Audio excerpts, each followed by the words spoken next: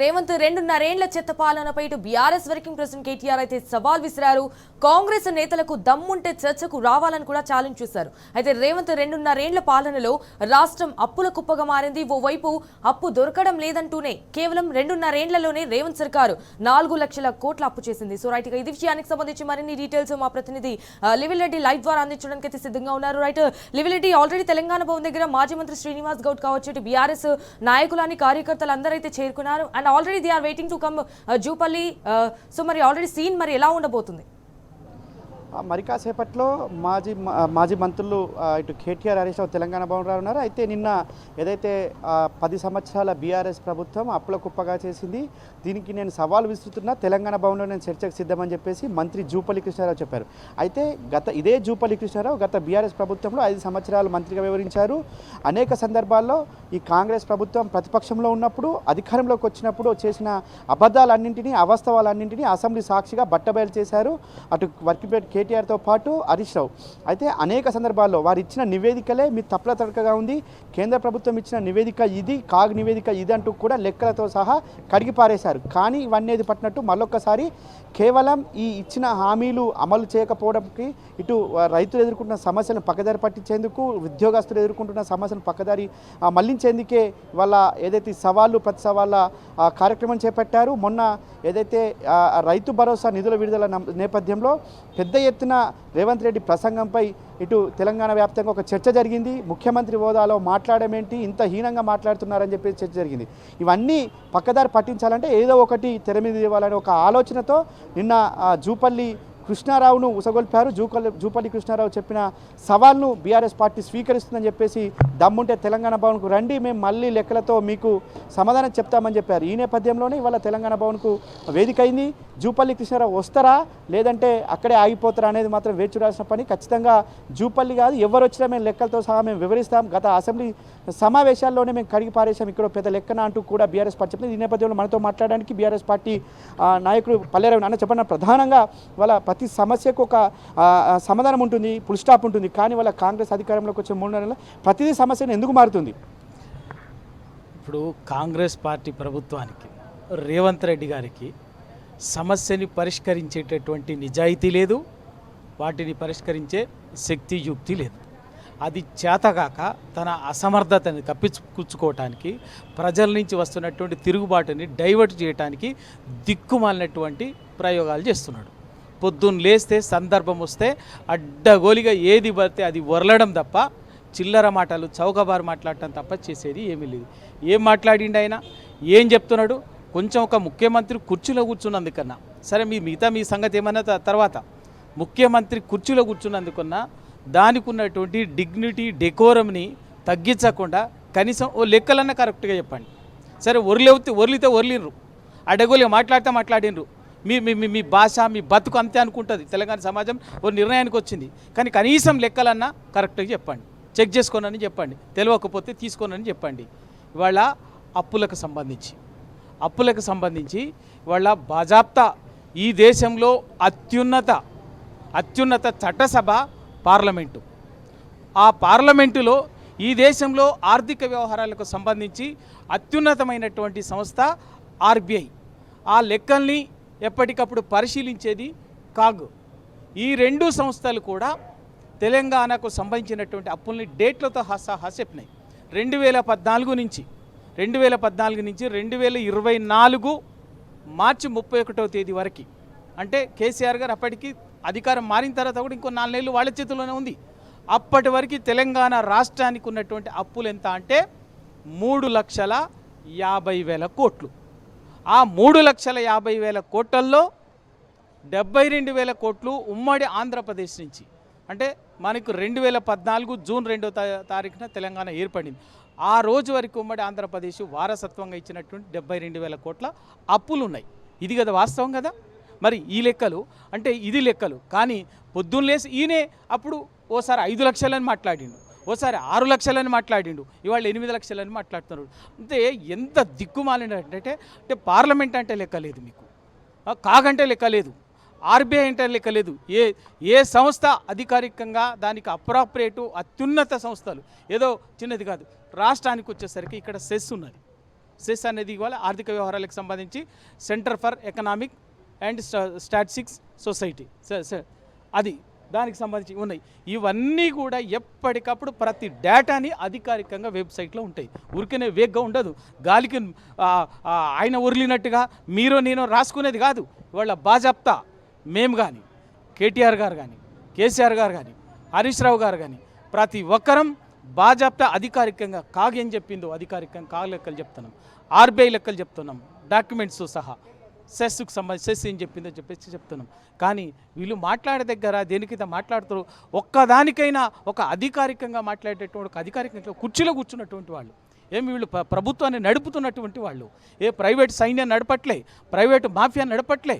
అటువంటిది అడ్డగోలు ఏం దివానా లెక్కలు ఇదా దిక్కుమాల పని?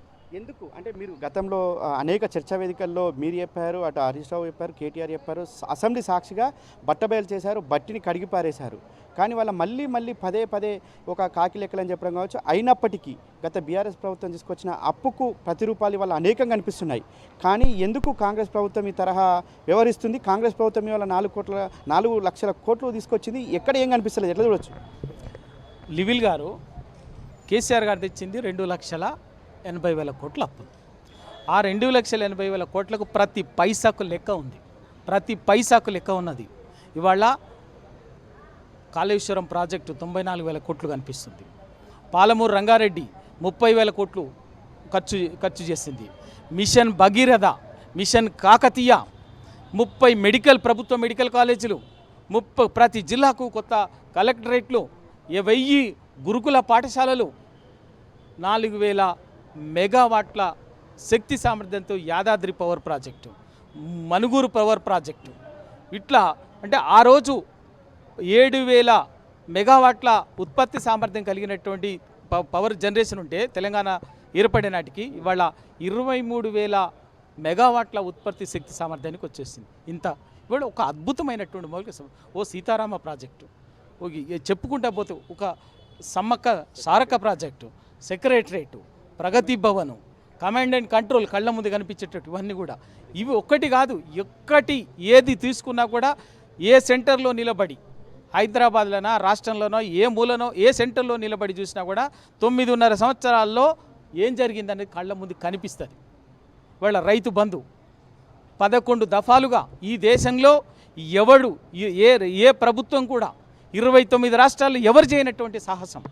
80 సంవత్సరాల స్వతంత్ర భారతదేశంలో రైతుల ఆత్మహత్యలకు, కష్టాలకు, కన్నీళ్లకు పులిస్టాపు పరిష్కారమని ఎన్నడో స్వామినాథన్ కమిషన్ చెప్పినటువంటిది ఈ దేశంలో ఒక గొప్పగా పెట్టుబడి సాయంగా రైతు బంధున అమలు చేసినటువంటి నాయకుడు కేసీఆర్ గారు. దానికి 11 దఫాల్లో 75,000 కోట్లు రైతుల అకౌంట్లోకి నేరుగా ఇచ్చినటువంటిది. రైతు బీమా 16,000 కోట్లు ఖర్చు పెట్టిండ్రు. తర్వాత రైతులకు ఉచిత విద్యుత్ పేరు మీద 1,000 కోట్లు. ఇవన్నీ లెక్కలతో సహా ఉన్నాయి. ఇంకా ఏమెక్కర్లే. ఈ మైండ్ దొబ్బినటువంటి ఈ రాష్ట్రాన్ని ఇది రాష్ట్రంగా దివాలా తీసింది. వీళ్ళ మానసిక స్థితి దివాలా తీసింది. వీళ్ళ ఆలోచన విధానం దివాలా తీసింది. ఎందుకు అంటే తెలంగాణ రాష్ట్రం అప్పచెప్పే నాటికి ఆ రోజు 2014 జూన్ 2వ తేదీ నాటికి రాష్ట్రంలో ఉన్నటువంటి రెవెన్యూ ఎంత? రాష్ట్రానికి నెలకు 4,000 కోట్ల రూపాయల రెవెన్యూ వస్తుంది. ఈరోజు ఎంత? రాష్ట్రానికి ఆయన చెప్పిన లెక్క ప్రకారంగానే 18,500 కోట్లు నెలకు రాష్ట్ర ప్రభుత్వానికి ఆదాయం వస్తున్నది. ఎక్కడ 4,000 కోట్ల రూపాయలు, ఎక్కడ 18,000 కోట్ల రూపాయలు? ఇది ఊరికేనే ఈ మార్పిడి, ఈ ప్రగతి ఊరికేనే జరిగిందా? ఏం దిమాక్ లేదా? నీకు దిమాక్ లేకపోవచ్చు, మీ మైండ్లు దివాలా తీసి ఉండొచ్చు, నీ చుట్టూనటువంటి వాళ్ళకు దిమాక లేకపోవచ్చు, మైండ్లు దొబ్బి ఉండొచ్చు. కానీ వాళ్ళ తెలంగాణ సమాజానికి, తెలంగాణ పౌర సమాజానికి, ప్రజలకి ఇవన్నీ తెలుసు. కాబట్టి ఇవాళ మిమ్మల్ని మీరు చేసేటువంటి దాన్ని తరుముతుండ్రు.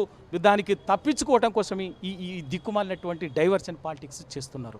వాళ్ళు ఏ లెక్క చూసినా కూడా మేము బాజాప్తా ప్రతిదీ గణాంకాలతో సహా ఆధారంతో సహా చెప్తాం.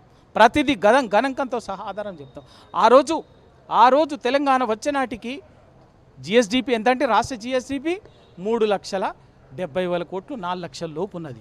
ఇవాళ తెలంగాణ రాష్ట్ర జిఎస్డిపి ఎంత? 16 లక్షల కోట్లు. ఊరికే పెరిగిందా? మౌలిక సదుపాయాలు కల్పించకపోతేనే. ఇంకోటి విద్యుత్ రంగంలో కానీ, సాగునీటి రంగంలో కానీ, సంక్షేమ రంగంలో కానీ, ఏ రంగంలో, విద్యారంగంలో కానీ, ఏ రంగంలో కానీ తీసుకున్నందుకే ఇవాళ తెలంగాణ సమగ్రంగా దేశంలో కేసీఆర్ గారి పాలన 9.5 సంవత్సరాల కాలంలో అగ్రగామిగా నిలబడింది. అగ్రగామిగా మామూలుగా కాదు, ఒక దేశానికి ఒక రోల్ మోడల్గా నిలబడింది ఇవాళ. కాబట్టి వాళ్ళు ఇన్ని రకమైనటువంటి ఒక మౌలికమైనటువంటి మార్పులు వచ్చినాయి, ఆ ఊరికి రాలే. ఇవాళ మీరు ఈ 2.5 సంవత్సరాల్లో ఇప్పటికే మీరు చెప్పిన ప్రకారమే పార్లమెంట్లో అసెంబ్లీలో ప్రకటించిందిగా ముఖ్యమంత్రి రేవంత్ రెడ్డి గారు 4 లక్షల కోట్ల అప్పు తెచ్చారు. ఆ 4 లక్షల కోట్లకు అప్పేదో దేనికి తెచ్చిన ఒక్కొక్క పైసకు లెక్క చెప్పండి. దానికి శ్వేతపత్రం మీరు విడుదల చేయండి. సిగ్గు లేకుండా మాట్లాడతారు, సిగ్గు లేకుండా ఒక్కదానికి లెక్క లేదు. దోపిడీ తప్ప నిలువు దోపిడీ చేయటము, రాష్ట్రాన్ని దివాలా తీయించడము, అడ్డగోలిగా వీళ్ళు దంచుకోవటం తప్ప, దండుకోవటం తప్ప, సంచులు ఢిల్లీకి మోయటం తప్ప చేస్తున్నది ఏమీ లేదు. ఈ 2.5 సంవత్సరాలు ఇప్పటికీ అధికారికంగా పూర్తయింది. ఈ కాలంలో ఒక్క కొత్త ప్రాజెక్ట్ అని టేకప్ చేసిందా? ఒక్క పెండింగ్ ప్రాజెక్ట్ అన్న పూర్తి చేసిందా? ఒక్క కట్టడం అన్న పూర్తి చేసిందా? మీరు మళ్ళీ 200-300 కోట్లు పెట్టుకొని సీక్రెట్గా దొంగతనంగా మళ్ళీ క్యాంప్ ఆఫీస్ కట్టుకోవడం తప్ప ఇంకా మీరు చేసిన పని ఏమైనా ఉందా? మాట్లాడటానికి మంత్రులకు కానీ ముఖ్యమంత్రి గారు కానీ గణాంకాలతో మీరు ప్రభుత్వాన్ని నడుపుతున్నారు. మీరు జీరో దందా నడుపుతలేరు, దో నెంబర్ దందా నడుపుతలేరు. మీరు నడుపుతుంది ప్రభుత్వాన్ని నడుపుతున్నారు. ప్రభుత్వం దగ్గర ప్రతి లెక్క ఉంటుంది, ప్రతి దానికి సంబంధించినటువంటి ఒక అకౌంటబిలిటీ ఉంటుంది, ఒక అకౌంట్ ఉంటుంది, ఒక సంస్థ ఉంటుంది. దాని ప్రకారంగా లెక్కలు తీసి చెప్పండి. మీరు మాట్లాడేదానికి ఆధారం మేము బాజాప్తా చెప్తున్నాం. సెస్ అనేది రాష్ట్ర స్థాయిలో అత్యున్నత ఎకనామిక్ ఆర్గనైజేషన్, దాని గణాంకాల ప్రకారంగా మాట్లాడుతున్నాం. 2 దేశ స్థాయిలో కాగ్ అనేది అత్యున్నతమైనటువంటి సంస్థ, ఆర్బీఐ అనేది అత్యున్నతమైనటువంటి సంస్థ. ఈ సంస్థలు అధికారికంగా ప్రకటించిన లెక్కల ప్రకారంగా మీరు మాట్లాడుతున్నారు. మీరు దేని ఆధారంగా మాట్లాడుతున్నారు? ఎందుకు ప్రజల్ని మోసం చేస్తున్నారో మీ చేతకంతాన్ని అనుకున్నారు. తప్పనిసరిగా వీటన్నిటికీ ప్రజాక్షేత్రంలో వదిలిపెట్టాం. బరాబరికి వీళ్ళ బట్టలు ఊడదీసి తెలంగాణ ప్రజల ముందు పెడతాం, ఉరికిస్తాం. ఏం తమాషా అనుకుంటున్నారా? ఇవాళ తెలంగాణ ఇవాళ ఏం సిగ్గు లేదు? కనీసం పక్క రాష్ట్రంలో వచ్చి ఈ రాష్ట్రంలో పక్క రాష్ట్రం పోలీసులు వచ్చి ఇక్కడ ప్రజల్ని విచ్చలవిడిగా వీధి రౌడీలాగా గుంజుకపోతుంటే సర్కారు నడుపుతున్నారు. సిగ్గున్నదా మీకు? సిగ్గు శరం లేని మాటలు మాట్లాడతారా? ఖబర్దార్, బరాబర్గా చెప్తున్నాం. ఇవాళ తెలంగాణ కోసం మా జీవితాలను త్యాగాలు చేసి కొట్లాడినటువంటి వాళ్ళం, త్యాగాలు చేసి కొట్లాడిస్తే తెలంగాణ రాష్ట్రాన్ని సాధించుకున్నటువంటి వాళ్ళం. సాధించుకున్న తెలంగాణలో 9.5 ఏళ్లలో అగ్రగామిగా అన్ని రాష్ట్రాల్లో అన్ని రంగాల్లో తెలంగాణ నిలబెట్టినటువంటి వాళ్ళం. ఇవాళ మీలాంటి ఓటుకు నోటు దొంగలకు, తెలంగాణ వ్యతిరేకులకు పొరపాటున ప్రజలు అవకాశం ఇచ్చినందుకు 2.5 ఏళ్లుగా కర్మని అనుభవిస్తున్నారు.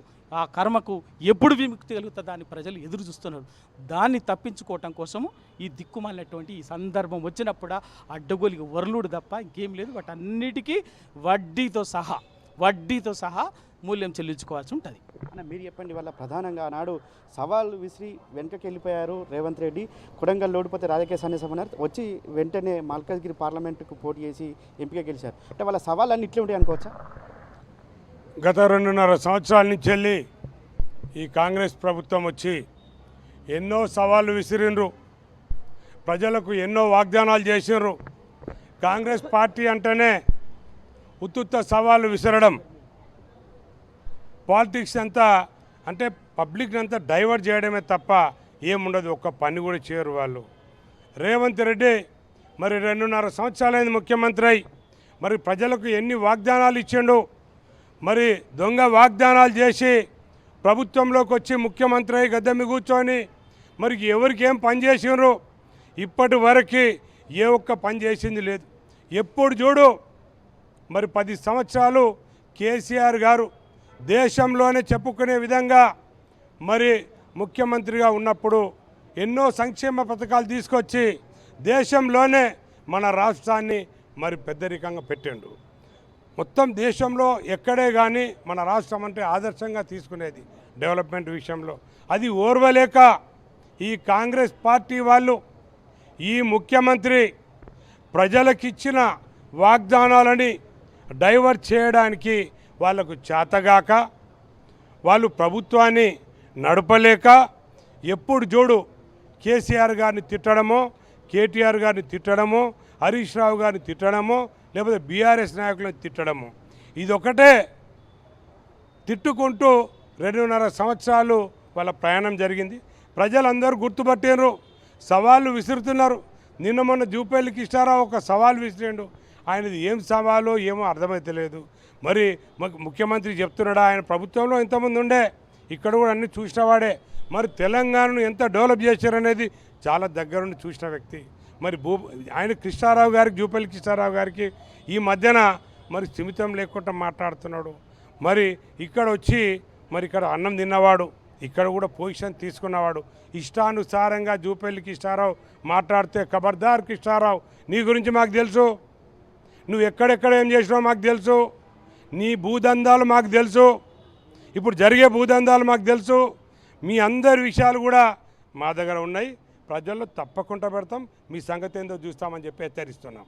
వల్ల ఏదేమైనప్పటికీ ఖచ్చితంగా సవాల్ను స్వీకరిస్తున్నా, సవాల్ను కట్టుబడి ఉన్నాం, దమ్ముంటే రావాలని చెప్పేసి కూడా చెప్తున్నారు. అన్న చెప్పండి, వాళ్ళ ప్రధానంగా ఇటు లంబాడి కావచ్చు, ఏ వర్గానికి కూడా ఇవాళ సంక్షేమ అభివృద్ధిలో కనీసం కూడా హామీలు నెరవేర్చలేదు. అలాంటి ప్రభుత్వం ఇవాళ మీ జిల్లాకు సంబంధించిన, మీ పక్క జిల్లాకు సంబంధించిన మంత్రి వాళ్ళ సవాల్ విషయాలు, ఆ మంత్రి గతంలో కూడా ఇక్కడ పనిచేశారు. ఎందుకు ఈ సవాళ్ళు ప్రతి సవాలు అనుకోవచ్చు? జూపల్లి కృష్ణారావు గారు గురుగింద కింద నలిపెరగనట్టుగా 5 ఏళ్ళు భారత రాష్ట్ర సమితిలో మంత్రిగా పనిచేసిండు.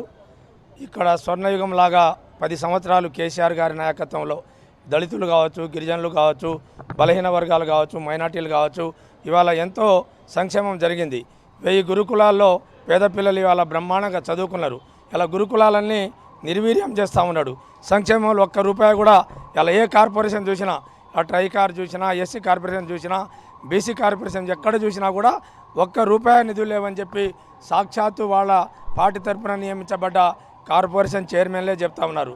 ఇలా ఎక్కడ కూడా ఇలా గిరిజన సంక్షేమం కావచ్చు, దళిత సంక్షేమం కావచ్చు, ₹1 కూడా బడ్జెట్ కేటాయించకుండా కేవలం మాటల గారడితోని కేసీఆర్ మీద దాడి చేసుకుంటూ తిట్టుకుంటూ కాలం గడపడం తప్ప సంక్షేమాన్ని గాలిలో వదిలేసి ఇలా కేసీఆర్ గారిని తిట్టడమే పనిగా పెట్టుకున్న రేవంత్ రెడ్డి గారి యొక్క సంగతి ఇలా ప్రజలు గమనిస్తూ ఉన్నారు.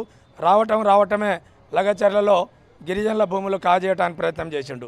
అంతేకాదు ఇలా గిరిజనులకు వాళ్ళ ఓట్లతోనే 40 సీట్లలో మీరు చేపట్టే గెలిచిన అని చెప్పిన రేవంత్ రెడ్డి గారు ఇలా గిరిజనులకు మంత్రి పదవి కూడా ఇవ్వని దుస్థితి ఇలా బంజారా జాతి ఇలా గమనిస్తారు. జిల్లాను కేసీఆర్ గారు లక్షలాది ఎకరాల పారుగంతకు తీసుకొచ్చి పాడుపడ్డ మహబూబ్నగర్ జిల్లాని ఇలా పచ్చటి మాగాణిగా మార్చిన కేసీఆర్ గారిని ఇలా కొద్ది గొప్ప మిగిలిన 10% పాలమూరు రంగారెడ్డి జిల్లాల యొక్క పనులని పూర్తి చేయకుండా ఆ సమస్యని రైతుల నుంచి డైవర్ట్ చేయడం కోసం మాత్రమే ఇలా దుర్బుద్ధితో మాట్లాడుతున్నారు.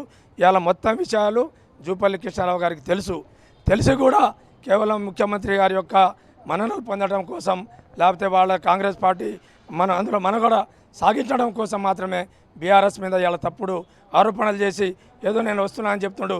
దమ్ముంటే రా, నీకు మామూలు కార్యకర్త కూడా సమాధానం చెప్పడానికి మేము సిద్ధంగా ఉన్నాం. వల్ల ఏదేమైనప్పటికీ ఖచ్చితంగా జూపల్లి కృష్ణారావు సవాల్ను స్వీకరించారు బీఆర్ఎస్ పార్టీ.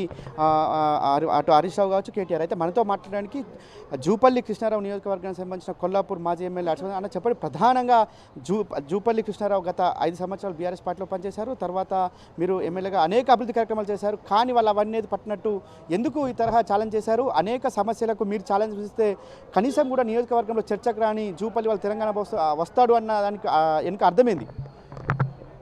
ఇదంతా డైవర్షన్ పాలిటిక్స్ అండి. నిన్న ఏదైతే కేటీఆర్ గారు ప్రెస్ మీట్లో కేటీఆర్ గారు మాట్లాడిన దాంట్లో వారు రాహుల్ గాంధీని కానీ ముఖ్యమంత్రి గారు వస్తే చర్చకు సిద్ధమని చెప్పినారు కేటీఆర్ గారు. మరి ఇప్పుడు ఏదైతే జూపల్లి కృష్ణారావు 9 సంవత్సరాల 6 నెలలు ఇదే పార్టీలో ఉన్నాడు, 5 సంవత్సరాలు క్యాబినెట్ మంత్రిగా పనిచేసి నియోజకవర్గానికి గాలికి వదిలేసి పార్టీ చేసినటువంటి సంక్షేమాన్ని కానీ పార్టీ చేసిన అభివృద్ధిని కళ్ళ ముందు కనపడుతున్నా కూడా ఈరోజు ఏమి చేయలేదని అబద్ధ ప్రచారం చేస్తాను. నేను గతంలో కూడా చెప్పిన, ఏ ఎండగా గొడుగు పడతాడు, ఎక్కడ ఏదైనా సరే కృష్ణారావు ఈరోజు తెలంగాణ భవన్ గోడను తాకే అర్హత కూడా కృష్ణారావుకు లేదనే విషయం చెప్తా ఉన్నాం. కృష్ణారావుకు వ్యక్తిగతంగా కావచ్చు, రాజకీయంగా కావచ్చు, అత్యంత ప్రాధాన్యతనిచ్చి అత్యంత అండగా నిలిచినటువంటి పార్టీ బీఆర్ఎస్ పార్టీ. మరి ఈరోజు డైవర్షన్ పాలిటిక్స్, రైతు రుణమాఫీ చేస్తామన్నారు, 2 ఎకరాలకు రుణమాఫీ అన్నారు. ఈరోజు జూపల్లి కృష్ణారావు ఇప్పుడు మా నియోజకవర్గంలోనే ఎంతమందికి 2 లక్షల రుణమాఫీ అయింది? పెంట్లవెల్లి సొసైటీలు ఇంతవరకు ఒక్కరికి కూడా రుణమాఫీ కాలేదు. చర్చకు సిద్ధమా అని అంటే దానికి సమాధానం దాటేస్తాడు. నీకు హరీష్ రావు, కేటీఆర్ గారు వారి స్థాయి నీది కాదు అని ఒకసారి తెలుసుకోమని. నీకు గణాంకాలే సరిగ్గా గుర్తుపెట్టుకోలేనోడు చర్చకు ఏ చర్చకు వస్తావని చెప్పి అడుగుతా ఉన్నా. నువ్వు చెప్పు, వేదిక టైం చెప్పు. మేము మొత్తం జిల్లాలో ఉన్నటువంటి మేము మాజీ ఎమ్మెల్యేలు అందరం కలిసి వస్తాం. నువ్వు ఎక్కడ చర్చకు వెళుతావు? జిల్లాలో ఉన్నటువంటి కాంగ్రెస్ పార్టీ ఎమ్మెల్యేలను తీసుకొని రా. గత 10 సంవత్సరాలు జరిగిన అభివృద్ధి, గత 10 సంవత్సరాల్లో ఉన్నటువంటి అప్పులు మీ కళ్ళ ముందు కనిపిస్తలేవా? జిల్లా కలెక్టరేట్లు మీ కళ్ళ ముందు కనిపిస్తలేవా? జిల్లా ఎస్పీ ఆఫీసు, రోడ్లు, ఈరోజు ఎక్కడ చూసినా మంచి రోడ్లు, ఇన్ఫ్రాస్ట్రక్చరు, ఇరిగేషన్ ప్రాజెక్టులు, 24 గంటల కరెంటు, గ్రామాల తాగునీరు ఇవన్నీ ఇచ్చింది కేసీఆర్ ప్రభుత్వం కదా. నీవు 2.5 ఏళ్ళు నువ్వు మీ కాంగ్రెస్ పార్టీ అధికారంలోకి వచ్చి మరి నువ్వు మంత్రిగా ఉండి 2.5 ఏళ్ళు నియోజకవర్గంలో నువ్వు చేసినటువంటిది ఏంది? ఫస్ట్ అది చెప్పు అని చెప్పి అడుగుతా ఉన్నాం. హరీష్ రావు గారి కేటీఆర్ స్థాయి నీది కాదు. మరోసారి చెప్తా ఉన్నాం, ఆ స్థాయి నీది కాదు. మీ రాహుల్ గాంధీ, రేవంత్ రెడ్డి గారు వస్తే కేటీఆర్ గారు ఎక్కడికైనా చర్చకు వస్తారు. వాళ్ళు ఎక్కడ చర్చకు వస్తాయంటే కూడా ఖచ్చితంగా ఈయన మాటలు చూసి యావత్ పాలమూరు జిల్లా ప్రజలు కూడా సిగ్గుపడతా ఉన్నారు. ఏందయ్యా ఇది నోరా తాటి మట్ట అడ్డదిడ్డంగా మాట్లాడుతూ ఉన్నాడు అనే విషయం చెప్తా ఉన్నాడు. ఆయనకంత స్థాయి లేదు, అంత సీను లేదు. కేవలం ఆయన పదవిని కాపాడుకోవడానికే ఇది డ్రామా. ఇది కేవలం ఆయన పదవిని కాపాడుకునే భాగంలోనే ఇదంతా చేస్తూ ఉన్నాడు కృష్ణారావు గారు. మరి రామన్న స్టేట్మెంట్ చూడండి. రామన్న ఏమన్నారు? రాహుల్ గాంధీ, రేవంత్ రెడ్డి గారు రమ్మన్నారు. స్పందించాల్సిన రాహుల్ గాంధీ, రేవంత్ రెడ్డి. ఈయన పానకంలో పుడకలాగొచ్చి ఆయన పేరు కోసం, ఆయన గొప్ప కోసం ఏదో ప్రయత్నం చేస్తూ ఉన్నారు తప్పితే రాష్ట్ర ప్రజలు కాదు, నియోజకవర్గ ప్రజలు కాదు, ఎవరి మీద ఆయనకు ప్రేమ లేదు. ఇది కేవలం తాటాకు చెప్పులు లేదు తప్పితే ఆయనకు రామన్న వాళ్ళంతా అవసరం లేదని నా అభిప్రాయం. అలా ఏదేమైనప్పటికీ ఖచ్చితంగా చర్చకు వస్తే మేము గణాంకాలతో సహా చెప్పేందుకు సిద్ధంగా ఉన్నాం. రాహుల్ గాంధీ ముఖ్యమంత్రి స్పందించమంటే స్పందించని ఈయన కేవలం ఉనికి చాటుకోవడం కోసమే ఇవాళ జూపల్లి గోడమిడి పిల్ల వివరించారు. ఖచ్చితంగా ఆయన వస్తే మేము ఆధార లెక్కలతో సహా చెప్తాం. ఇవాళ నియోజకవర్గానికి ఏం చేసిండో చర్చక్రమం అనేక సందర్భాల్లో చెప్పినా కనీసం కూడా పట్టింపు లేని ఈ మంత్రి ఇవాళ ఏ ముఖం పెట్టుకొని సవాల్ విసారని చెప్పేసి కూడా ఇవాళ బీఆర్ఎస్ పార్టీ నేతలంతా చెప్తున్న పరిస్థితి కనిపిస్తుంది. Sunitha, thank you లీవిల్.